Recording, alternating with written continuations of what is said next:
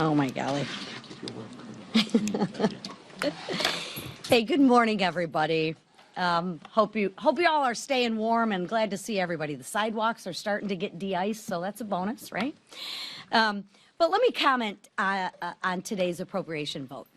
No president has been stronger or more consistent on securing the border and removing criminal, illegal aliens from our communities, period. Strongest president ever. I have complete trust in President Trump that he will continue to enforce the rule of law, including each and every one of our immigration laws. So here's what we're going to do this afternoon. One, we're going to pass the legislation to finish funding more than 95% of the federal government at Trump spending levels, not Biden spending levels. And two, on the sliver that remains, we will keep the wheels of progress turning and let the president do what he does best, and that's negotiate a final deal on his signature issue. And I'll tell you what, if anyone can get this deal done that is going to crack down on illegal criminal aliens to protect our community, that's going to be President Donald J. Trump. So with that covered by our president, House Republicans are remaining focused on Americans' pocketbooks. Tax filing season began last week, and thanks to House Republicans, it's going to be easier than ever for working families to file their taxes. And why, you ask? Because Republicans expanded the standard deduction. To put it in plain English, the first $31,500 a family earns is tax-free. So the first $31,500 of every family, tax-free. And that does something else that's very important. It saves you time. About 210 million hours of paperwork gone. And that's 210 million hours and 210 million hours of time that the Americans people can spend on doing what they want to do, not filing their tax returns, burdensome tax returns. But here's what's really important that's missed. Every single Democrat voted against that $31,500 standard deduction. Every single Democrat voted against saving you time and making tax filing easier. And every single Democrat voted against saving you money. Remember, and I say this every time I'm up here, and one of these times it's going to get covered by y'all, every single Democrat voted to raise every single American's taxes. I'm going to say it again. Every single Democrat voted to raise your taxes. Please highlight that in your stories. I mean, I would think the Democrats would be proud to raise your taxes. They need to own that. Republicans are saving you time and saving you money. So this week, House Republicans are taking that message directly to the people. All across the country, we're reminding Americans exactly what happened and the impact that it will have on their families. Simply put, Republicans voted to make tax filing easier. Less bureaucracy. That's a good thing. Republicans voted to cut taxes for working families to keep more money in your pockets. Democrats, again, voted against that. Democrats want more bureaucracy, and Democrats want more of your hard-earned tax dollars. Democrats want to raise your taxes. Republicans want to lower costs and keep more money in your pocket, simply put. So now I will turn it over to our whip, who's done an amazing job, Mr. Emmer. You can raise this without squeak. Oh. We need some Earl. Is there funding for that? Yeah, there's funding for that in the bill. There. So now I can actually see what I've got. Once again, Republicans are making clear that we are the party of responsible governance. While Hakeem Jeffries foolishly urges his members to hold the American people hostage for the second time in less than 6 months, House Republicans are preparing to vote, as we've already done, to fund the government with individual appropriations bills. We passed these bills once before, and we will pass them again. As promised, Republicans in the House have reclaimed the power of the purse. 11 of 12 America First spending bills have passed through both the House and Senate, and now we're going to finish the job. That's what governing actually looks like. The American people deserve a functioning government, and House Republicans will deliver. Just like the Democrat government shutdown in October, Hakeem Jeffries and far-left Democrats want a political show. What's their angle this time? Obstructing President Trump's successful law and order agenda. Thankfully, Republicans thought ahead. In response to the devastating Biden border crisis, we proactively funded immigration and customs enforcement operations for the next 4 years in the One Big Beautiful Bill. The Democrats' attempts to stifle immigration enforcement and protect dangerous criminals, especially in my state, will prove to do nothing more than hurt law-abiding Americans. Some in their party actually know this, and we hope they will do the right thing. But even if not, law and order and responsible governance will prevail thanks to Republican leadership and despite obstructionist best efforts. We must get this government funding bills to President Trump's desk swiftly for the good of the American people. And with that, I turn it over to our leader, Steve Scalise. Thank you, Whip. Well, look at that. Is that a bird? Whoa, it's like autopilot here. We've got a runaway podium. The Democrats have tried to shut this thing down, too. Once again, today, Republicans will reopen the government after Democrats shut it down. It's like we've seen this movie before, just a few weeks ago, that Democrats shut the government down for a record amount of time. And it took President Trump working with Republicans to finally get it reopened. And we're going to do that again today. And as the Whip said, if some Democrats want to join us, we welcome them. But you've seen their leaders, like Hakeem Jeffries, say they want to keep the government shut down. And you'd ask why. Well, it's surely not over ICE, because we've already funded ICE in the One Big Beautiful Bill. But what does a no vote mean today? If Democrats like Hakeem Jeffries vote no today, they're voting against a 3.8% pay raise for our troops. That's in this package. What they're saying is they don't want our troops to even get paid, let alone get a pay raise. Because as it stands today, troops will not get their next paycheck if Hakeem Jeffries and Democrat leaders get their way. TSA agents who keep our airports operating so people can go see relatives flying around the country, that will shut down if Democrats vote no. FEMA is right now giving aid to a lot of states that have had massive damage from freezes. Democrats voting no shuts that down. And so Republicans will be the responsible party once again to keep the government open, to reopen this government and focus on the priorities that the voters elected Donald Trump and House and Senate Republicans to go implement. We will keep doing that work, even with a razor-thin margin. And I know, yes, sometimes the odds look lower than the Patriots winning the Super Bowl, but that's okay because we are here to do a job, and we're going to do that job. And whoever wants to join us on the Democrat side is free to. And look, we've been able to deliver a lot of bipartisan wins on a number of areas. If you look at holding people accountable, Chairman Comer's right now in the middle of a negotiation with the Clintons. Bill and Hillary Clinton were subpoenaed on a unanimous vote, Republicans and Democrats voting unanimously, which almost never happens in the Oversight Committee, and it did, to say they have to come forward and testify over the Epstein files.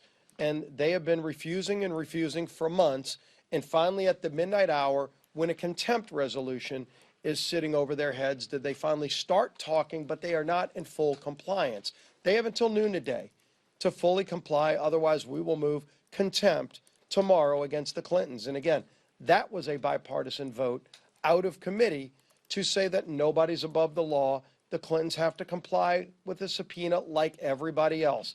I think it was Jamie Raskin who said, when you're subpoenaed by Congress, you have to show up. We'll see how he votes on that tomorrow if the Clintons fail to comply. But we're going to keep doing our job. We're also bringing an important bill on critical minerals to the floor to open up the vast resources of this country that have been shut down by the previous administration so that we don't have to be reliant on countries like China for the critical minerals that run so many of the products we use every single day.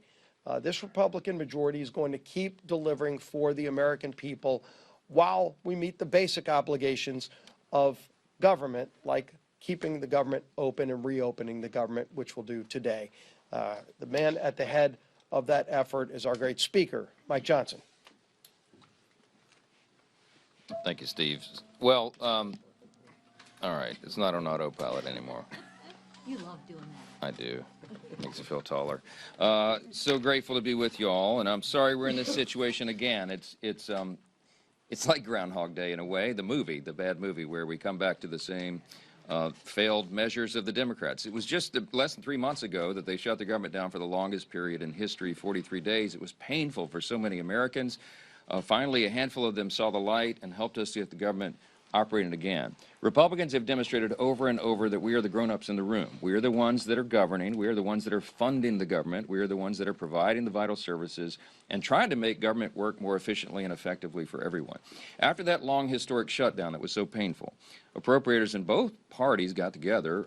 I tip my hat to Chairman Tom Cole of the House Republican chair of the Appropriations Committee and all of our committee members.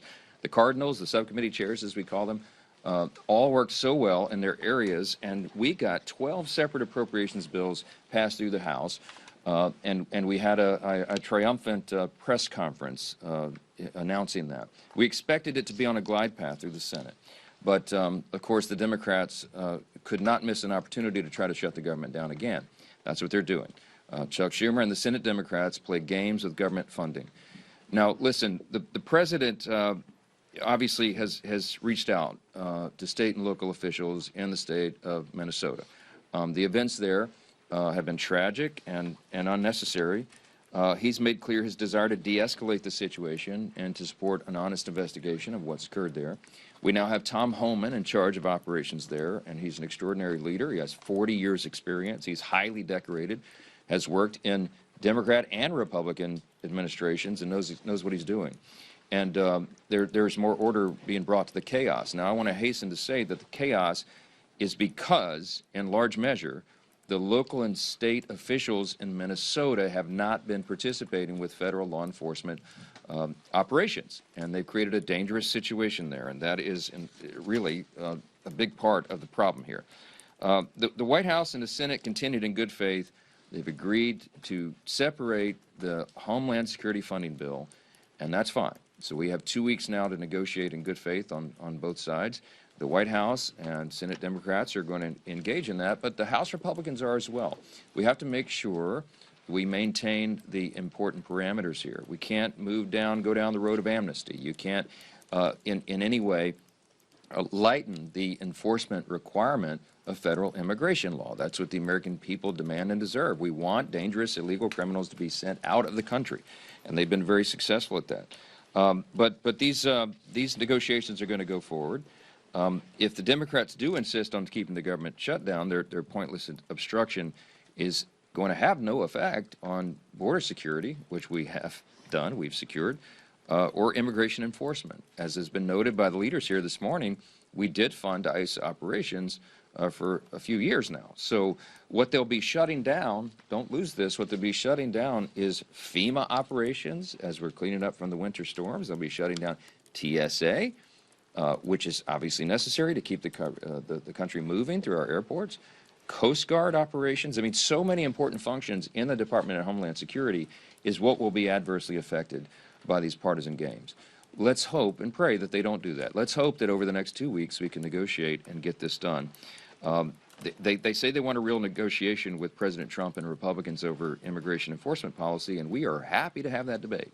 And I've said in a gaggle earlier this morning that what must be a part of that discussion is the participation of blue cities in federal immigration enforcement.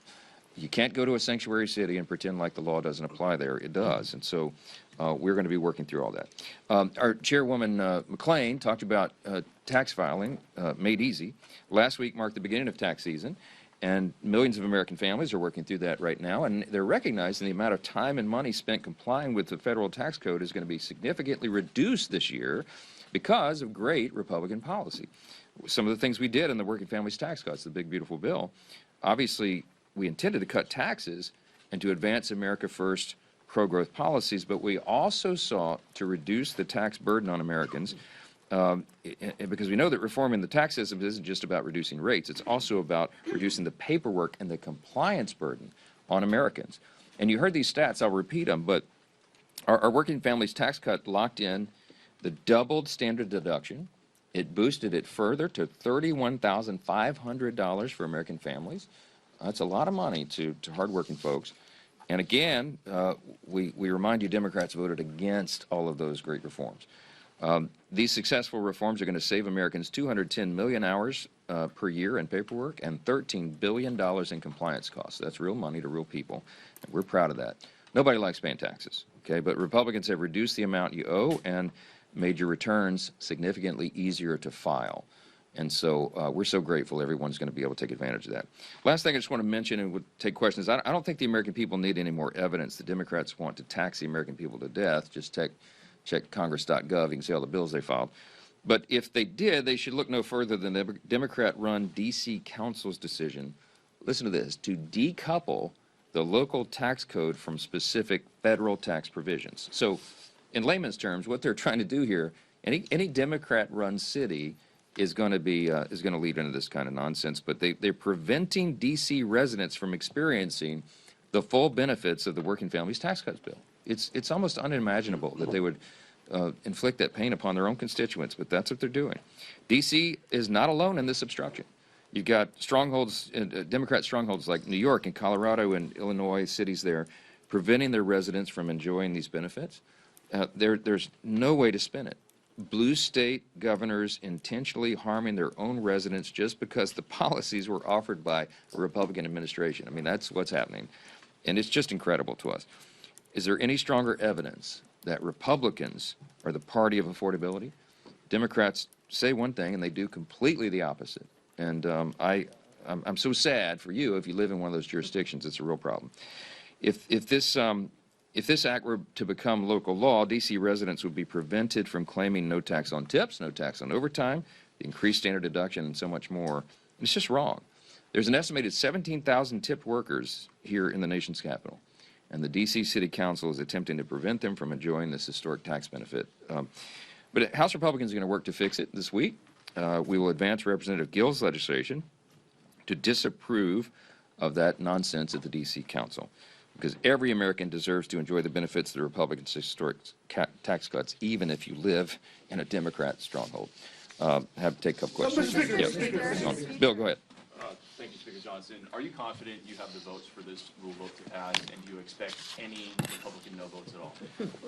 I don't, and this may be hard for some of y'all to believe, but I never doubted this. This was not this is not my preferred route. I wanted to keep all 6 bills together. We worked so hard to pass them through the House, and I thought that should have been a package that sailed through the Senate, got to the President's desk, so we can fund government responsibly. We're spending less money year over year, and we're returning regular order around here, and that's a commitment I made when I became Speaker, and we're finally getting it done. But listen, the President agreed with Schumer that they would separate Homeland, and we'll do that, and we'll handle it. We're going to pass the rule today. It was never in doubt to me. The Republicans are going to do the responsible thing. I did talk to Hakeem Jeffries over the weekend, and he informed me that they would not be assisting in this endeavor. And I just think that's crazy. I mean, I just think that everybody needs to look at what's happening here. One party is moving forward, by the way, with the smallest margin in U.S. history. We now have a 1-vote margin. We are still sticking together. The Republican Party is sticking together because the stakes are so high.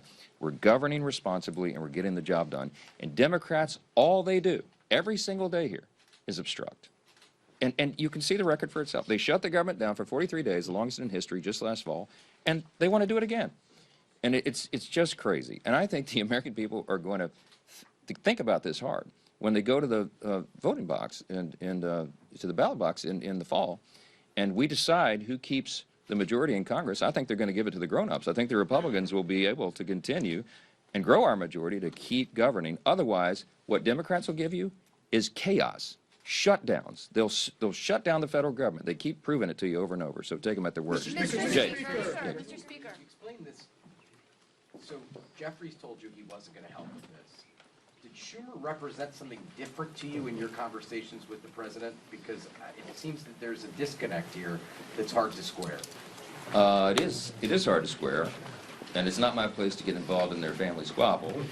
But I mean, I think Hakeem has made very clear. I think he was offended that Chuck Schumer presumed to speak for House Democrats. So you'll have to figure that out. The Democrats are in a family squabble over there, and it's not of our doing. Mr. Hold on, Speaker. wait a minute. Schumer and Jeffries are from the same state. They're in the same delegation, and they seem to be having a little power struggle between the two of them. So look, I'm not trying to fuel that. You asked me the question. I don't know what's going on, but I can tell you the Republicans are united, and I'm proud of that. And this is the party that is getting the job done. Mr. Speaker. You're a constitutional lawyer. Can you detail the Fourth Amendment protections and rights someone has if an ICE agent approaches their home with an administrative warrant? Yeah, right. Let me say this. Okay, so when ICE goes to execute a warrant, it's an administrative warrant, and it's issued by an immigration judge, and that is a sufficient legal authority to go and apprehend someone. They have violated the law. They crossed over our border illegally, and they're here and without any right to be here. Okay, that's what's happening. Now, the controversy has erupted where if someone is, they're going to be apprehended and they run behind a closed door and lock the door. I mean, what is ICE supposed to do? What is Immigration Customs Enforcement supposed to do at that point? Oh, gee whiz, they locked the door. I mean, I guess we'll just go on to our. I mean, so there's some logic and reason that is to be applied here. Some have complained that the force has been excessive or what have you. I don't know. We're going to figure that out as part of the discussion over the next couple of weeks.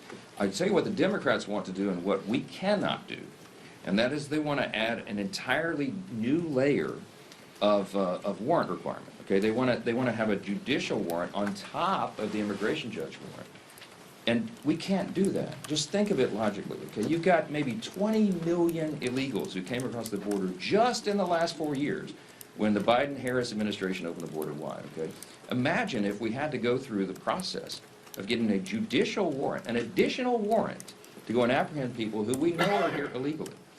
How much time would that take? We don't have enough judges. We don't have enough time. It would take decades probably to do that.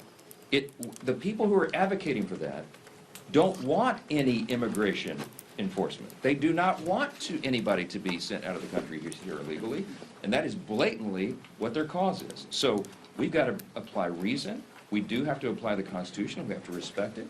And those parameters need to be determined. But I can tell you that we are never going to go along with adding an entirely new layer of judicial warrants because it is unimplementable. It cannot be done, and it should not be done, and it's not necessary. Mr. Speaker. Mr. Speaker. Thank you, Mr. Speaker. Good morning. In 2023, I remember this, you chaired a hearing after the FBI had that raid on Mark Hub, the pro-life father. Yep. And that was something that I think to this day Republicans say was a problem in the use of force by this government. Yeah. And my question now is obviously we understand ICE's legitimate purpose, but we've seen guns drawn on Americans who have not necessarily protesters. We've seen people pulled out of their houses, to your point about the warrants. Do you think ICE needs to change, and CBP, any of their tactics, given what your concerns about civil liberties from the past? I have great faith and trust in the leadership of Homeland Security and Tom Homan in particular, who's now in charge in Minnesota. He brings 40 years' experience to this. He's very measured. We all believe that immigration policy ought to be balanced and strategic and smart, and it obviously needs to comply with the law. And I'm going to leave it to the experts to determine what that is. I think in the negotiation, I think we've got to remove the politics. We've got to look at what the Constitution says, what federal immigration law says, and if anybody wants to adjust immigration law, then that's That's why we're here in the legislative branch. But we need it. We need that approach. We need the temperature turned down. That's the president's words. And you need a steady hand at the wheel. I think. Do you have Tom any Homan- concerns? Mr. Speaker, Yeah, I just want to circle back on the judicial warrant situation. Can you just explain to me why we're talking about adding additional requirements? Adding a judicial warrant is adding an additional requirement to this process. I mean, immigration advocacy groups for years have said, don't open the door for immigration agents without a signed warrant from a judge. ICE's own field manual says entering a home without a warrant is typically a violation of the Fourth Amendment. How is this raising requirement? Isn't this the MO for how things normally work? No, I mean, look, the question is to the Democrats who are ringing the bells and saying that they're trying to make this one of their demands in this negotiation. That's what I'm told. Some of them have. And I'm saying that is a road that we cannot and should not go down. And to your point, ICE, for many years, obviously, has had in the manuals that you follow the Fourth Amendment restrictions and you do this in a meaningful and thoughtful way. But we have an unprecedented level of opposition and pushback. I mean, when you have local and state officials informing their citizens that they should impede the immigration, customs, and enforcement operations, it creates a dangerous situation, and that's what's led to all of this chaos. If the governors and the mayors in the blue cities and states would participate with federal law enforcement, we wouldn't even be having these conversations. I mean, you would have a much smoother process, I think. So, look, we're going to have all these discussions over the next couple of weeks. We will figure out a path through this, but we have to enforce our immigration law. The American people made that the #1 issue in the last election. The wide open border and the chaos that ensued because of it was the #1 issue. The president got to work. We used the existing law that was on the books, as we always said, as I said, for 4 years under the Biden administration could have happened, and we closed the border tight. In just a couple of months, we've had almost zero illegals released into the country since President Trump took over. Strong leadership. And the next commitment was, as we said to the American people, we will get the dangerous criminal illegals out of the country. And that's what they've been doing. And for anybody to impede that, they are impeding the will of the American people. They are creating a more dangerous situation on our streets, and it has to stop. So stay tuned for the rest of this. We'll get into the details of it. I'm just telling you that adding a whole new layer of judicial warrant requirements is an unworkable proposal, and I think the people who are making that suggestion understand that. I don't think they want anyone to be apprehended and sent out of the country. So Mr. Speaker, Mr. Speaker. Question about elections. Happy belated birthday, Mr. Speaker. Happy belated birthday.